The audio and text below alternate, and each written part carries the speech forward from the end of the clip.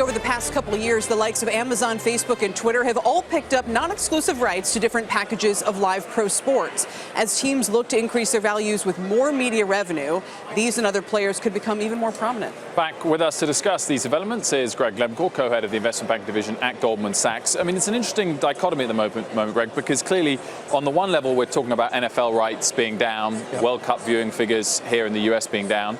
But on the other hand, these new media companies are clearly desperate to get their hands on these live sports rights. So is live sports still very important to media companies, or is it slipping? So I would say that sports rights, sports in general, continues to be the holy grail for media. I mean, if you think about the way media viewing has evolved and time shifting of how people watch their favorite shows, the one thing that they have to watch live, other than your show, is probably sport.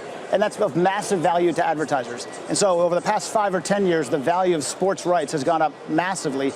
It's plateaued in a couple of places. It's come down a little bit in the NFL. It's come down in the Premier League. But overall, the sports rights have come up significantly. And that's with the big media players. As you noted up front, Kelly, seeing Amazon and Facebook and Twitter start to dip their toe into the water only creates more competition. What I don't understand is I see the numbers on people watching esports, especially young people, and they're staggering. How can the pie keep growing for everybody? How can every pro franchise be worth more? All of the media rights be worth more? Esports be eating into the time and be growing incredibly on its own? How does that all make sense? I think the leagues and the teams themselves have done a much better job at monetizing it. So instead it used to be one umbrella contract for everything, but they're given the importance of data to things like fantasy football and potentially now to online gaming and to gambling. Right. I think the data that these leagues and these teams own is unbelievably valuable, and be able to sell off media rights in different regions, in different mediums, and how it's digested, I think is quite valuable, and they've been able to grow the pie that way. We'd mentioned how the World Cup viewing figures for TV has been down this year, probably because the USA is not in it. So 2026, when the US gets to host the World Cup, is that just a double whammy positive delivery of better viewing figures because USA will be playing and for the economy domestically? Well, I'd say we hope so. As a soccer fan, I hope so. And I think the growth of soccer in the U.S. has actually been quite positive, really almost coming out of the 1994 World Cup with the creation of the MLS. And the MLS has had real sustainable growth, and they've built out a big amount of franchises that are now in these soccer-only stadiums. So the average attendance in the MLS, as example, is higher per game than the NBA, the NHL. And so you've seen that grow. Now, I think if they can continue to build momentum between now and 2026, when the World Cup comes to North America, I think you could have real momentum behind the sport in this country. But an MLS franchise is not as valuable as, say, an NFL franchise, like we've seen a couple change hands recently.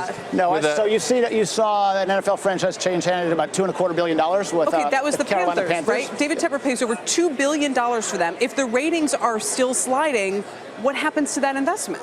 I think the values go up. There's only 32 franchises, right? It's probably the most premier asset you can buy as a wealthy person. There's lots of wealthy people, and there's only 32 franchises. I think the asset value of these franchises continues to increase. Lots of wealthy people who often watch this show as well, and I just want to trade that off. So an MLS franchise, far, far cheaper.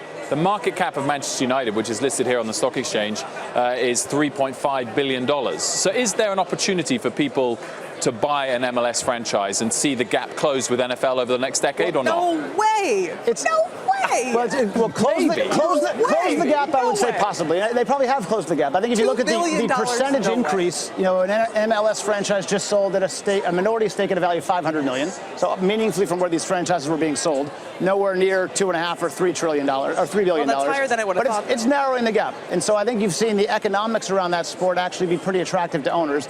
Again, not at the scale. I think there's at the top is going to be the key NFL franchises, the key Major League Baseball and NBA franchises, and then a handful of franchises in Europe soccer. Greg, you used to be a soccer goalkeeper yourself. I did. Who's been the best keeper so far in the tournament, and which team's going to win it? So I would say the best keeper so far in the tournament, I'm going to go Germany. Not captain. I know. And who's going to win it? I'm going to go Spain, despite the performance to date. Okay. Which league is more valuable in 15 years' time, the NBA or the NFL? I would say at this current pace, the NBA. Yeah.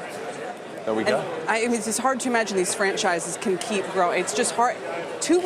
Billions of. We'll see. We'll see. Hey there, thanks for checking out CNBC on YouTube. Be sure to subscribe to stay up to date on all of the day's biggest stories. You can also click on any of the videos around me to watch the latest from CNBC. Thanks for watching.